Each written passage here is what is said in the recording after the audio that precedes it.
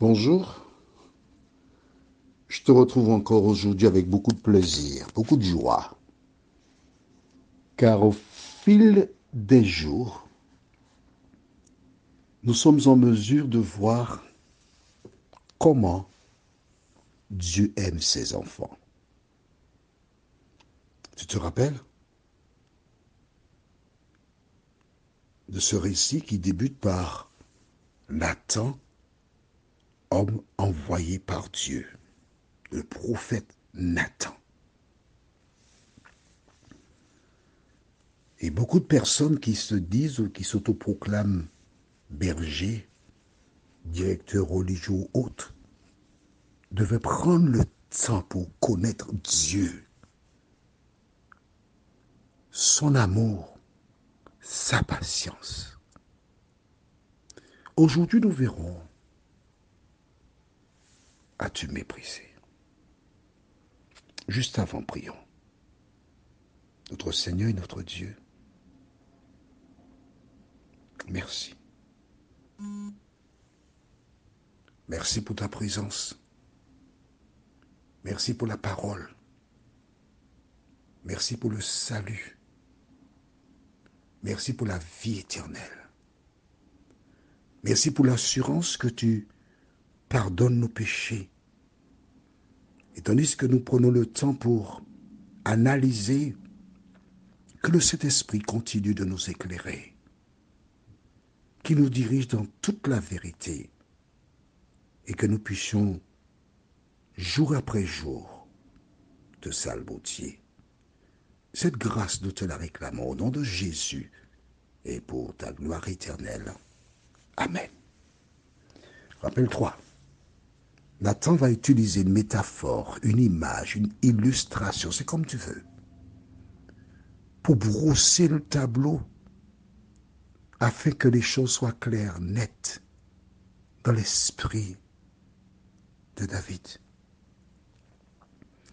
Quand ce dernier a achevé son propos, David, ne pouvant pas se retenir, ulcéré, déclara.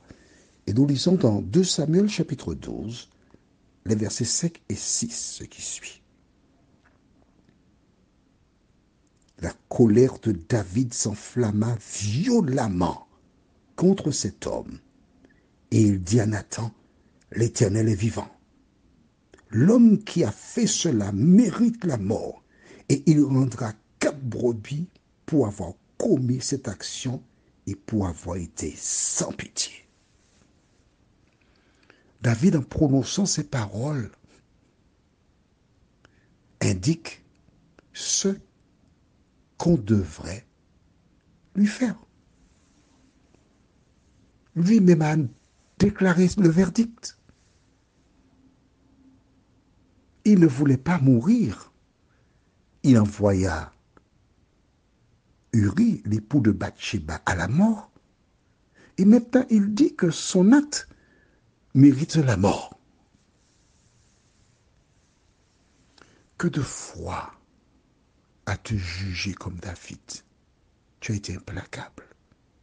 Ah oui, mais il faut juger. Ouais, nous sommes tous des pécheurs, il faut juger. C'est vrai. Mais comment agir? Qu'est-ce que le jugement de Dieu? Combien de foyers ont été détruits? Combien de personnes se sont suicidées? Combien de personnes ont perdu la foi et la voie qui mène à Dieu? Je voudrais m'adresser à toi aujourd'hui. Si par le passé on a agi de la sorte envers toi, comme David, je te prie de pardonner à ces personnes qui, tout en parlant de Dieu, méconnaissent le Créateur des cieux et de la terre. Je te prie de te rappeler que c'est Jésus qui est venu dans ce monde, qui est mort sur la croix afin de te donner la vie éternelle. Alors aussi longtemps que tu as accepté Jésus pour sauveur personnel, des individus tenteront de te faire du tort, tenteront de te détourner de Dieu, tenteront de te fermer la porte qui conduit au salut. Mais ce que tu dois savoir, c'est que c'est Jésus qui est ton sauveur, Jésus qui est ton rédempteur, Jésus qui est mort pour toi, Jésus qui a été préparé de place pour toi. Et c'est Jésus qui revient te chercher. Lorsqu'il a donné le verdict humain, Nathan lui répondit, au verset 7, et Nathan dit à David, tu es cet homme-là.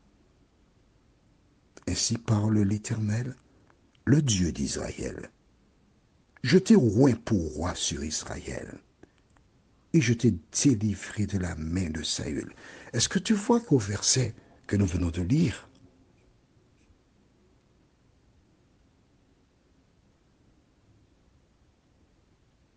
au verset 7, que Dieu parle de lui? Il parle de lui. Mais si, regarde, il dit, je t'ai oint. C'est-à-dire, c'est moi qui t'ai choisi pour que tu sois roi d'Israël. Je fais ça pour toi. Je t'ai délivré de la main de Saül. D'accord? Saül voulait le tuer. À plusieurs reprises, il a pris la fuite, il s'est caché. Et Dieu rappelle à David, à travers Nathan, tout ce qu'il a fait pour lui. Lui, Dieu. Et les versets du jour, versets 8 et 9. Je t'ai mis en possession de la maison de ton maître. C'est toujours Dieu qui parle. Hein? Donc, il a fait de lui roi. Il a délivré de Saül, ça fait 2. Troisièmement, verset 8, nous voyons, je t'ai mis en possession de la maison de ton maître, ça fait 3. Quatrièmement, j'ai placé dans ton sein les femmes de ton maître. Ce qui sous-entend, non, ça ne sous-entend pas, il avait les femmes de Saül. D'accord? Ça fait 4. 4 choses que Dieu a faites pour lui. Et je t'ai donné la maison d'Israël et de Juda, ça fait 5. Et si cela eût été peu, j'aurais encore ajouté. Si tu avais besoin d'autre chose, j'aurais donné encore. Verset 9. Pourquoi donc as-tu méprisé la parole de l'Éternel?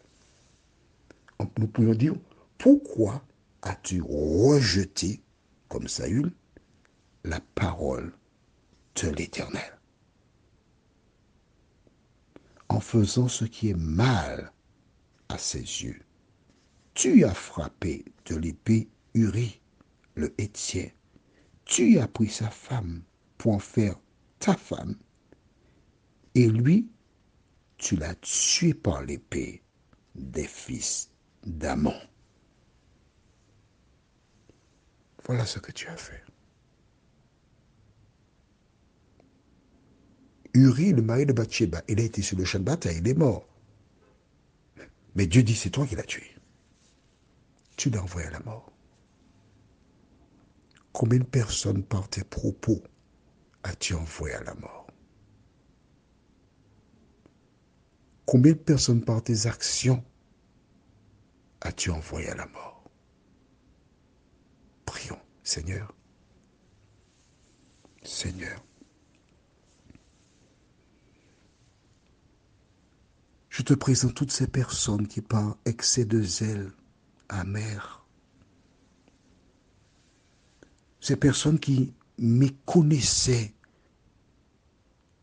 l'amour de Dieu, qui par méchanceté ont tué.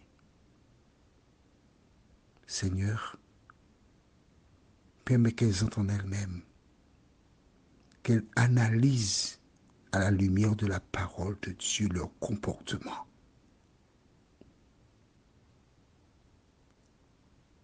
Et qu'elles obtiennent auprès de toi le pardon pendant qu'il est encore temps. Merci de nous accompagner tout au long de cette journée. Nous t'avons prié au nom de Jésus pour ta gloire éternelle. Amen. Je te souhaite une bonne journée et à demain, si Dieu nous prête vie.